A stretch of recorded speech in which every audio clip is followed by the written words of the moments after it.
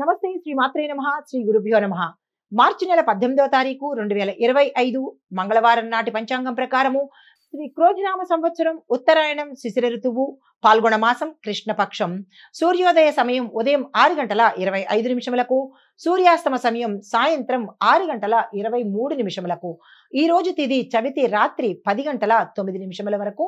తదుపరి పంచమి తిథి ప్రవేశము. నక్షత్రం స్వాతి నక్షత్రం సాయంత్రం 5:45 వరకు.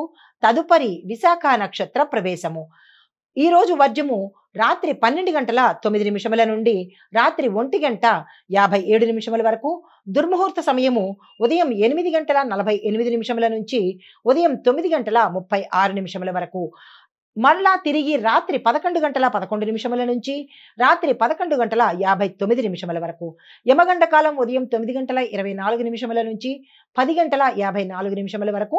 బ్రహ్మముహూర్త సమయం తెల్లవారుజామున 4:49 నుంచి తెల్లవారి 5:37. అమృత గడియలు ఉదయం 8:16 నుంచి ఉదయం 10:04 వరకు. అభిజిత్ ముహూర్తం మధ్యాహ్నం 12 గంటల నుంచి మధ్యాహ్నం 12:48 వరకు. ఇది నేటి పంచాంగం. నమస్తే. తదుపరి తులారాశి. ఈ రాశి వారి యొక్క గ్రహస్థితి శని ప్రభావం చేత కొంత మానసిక అశాంతి ఒత్తిడి కనబడుతోంది. జాగ్రత్తలు తీసుకోండి. కోర్టు వాద్యాల్లో జయం కనబడుతోంది. కుటుంబ సమస్యలు తొలగిపోతాయి. ధన లావాదేవీల్లో జాగ్రత్తలు తప్పనిసరిగా పాటించండి. మీకు చెప్పదగిన పరిహారము శివదేవుడికి అంటే శివాలయంలో అభిషేకం చేయించుకోండి. అలాగే నవగ్రహ ఆలయంలో శివుడికి ప్రత్యేకమైన తైలాభిషేకం తప్పనిసరిగా చేయించుకోండి. ఈ రోజు నలుపు రంగు కానీ నీలం రంగు కానీ వస్త్రాన్ని ధరించే ప్రయత్నం చేసుకోండి.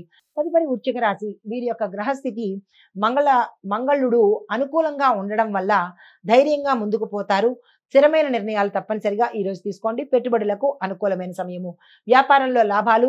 కొంతమందికి అనవసరమైన ఖర్చులు వచ్చే అవకాశం ఉంది. జాగ్రత్తలు తీసుకోండి. కుటుంబంలో చిన్న చిన్న సమస్యలతో పాటు ఒకంత మానసిక ఆందోళన కలిగే అవకాశము, ఒక అశుభ వార్త వినే అవకాశం ఉంది. జాగ్రత్తలు తప్పనిసరిగా తీసుకోండి. అయితే మీకు చెప్పదగిన రెమెడీసు కుజదోష నివారణకు రాహువుకు శనేశ్వరుడుకు సంబంధించినటువంటి పరిహారాలు తప్పనిసరిగా చేయించుకోండి. దీనితో పాటు ఎరుపు రంగు వస్త్రధారణ ఈ రోజు చేయండి. ఎర్రని వస్త్రాన్ని దానం చేసే ప్రయత్నం చేసుకోండి.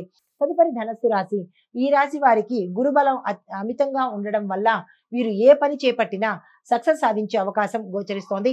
పెట్టుబడులకు అనుకూలంగా ఉంటుంది. ఏదైనా ఆర్థిక పరమైన లావాదేవీలు చేయాలన్నా కానీ ఈ రోజు చక్కని సమయము. తప్పనిసరిగా ఆ ప్రయత్నం చేసుకోండి. ఉద్యోగంలో అభివృద్ధి కనబడుతుంది. విద్యలో విదేశాలు వెళ్తారు. అయితే ఆరోగ్య సమస్యలు తగ్గుముఖం పడతాయి. వ్యాపార పరంగా ఆర్థిక పరమైన లావాదేవీలు సక్సెస్ సాధించి పెడతాయి.